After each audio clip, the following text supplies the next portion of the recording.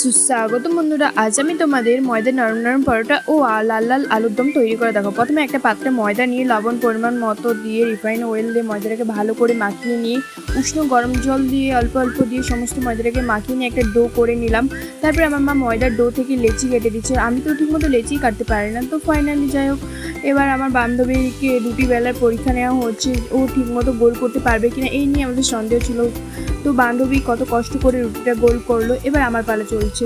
এরপর ওভেনে একটা তাওয়া বসিয়ে দিয়ে তেল দিয়ে সমস্ত পরোটা একে একে ভেজে নিলাম। তারপর কুকারে আলু টুকরোগুলো সেদ্ধর জন্য 5 মিনিট বসিয়ে দিলাম। এবার কড়াই তেল দিয়ে আলু সেদ্ধগুলো হালকাভাবে ভেজে নেওয়ার পর পুনরায় কড়াই তেল দিয়ে গোটা গরম মশলা, পেঁয়াজ কুচি, আদা বাটা, রসুন বাটা, লঙ্কা গুঁড়ো, টমেটো কুচি, লবণ দিয়ে নাড়াচাড়া করে কাশ্মীরি লঙ্কা গুঁড়ো দিয়ে অল্প পরিমাণ জল দিয়ে হলুদ গুঁড়ো দিয়ে সমস্ত মশলা কষিয়ে নিয়ে ভেজে রাখা আলু দিয়ে আবারও কষিয়ে নিয়ে পরিমাণ মতো লবণ দিয়ে জল দিয়ে নাড়াচাড়া করে নিলাম।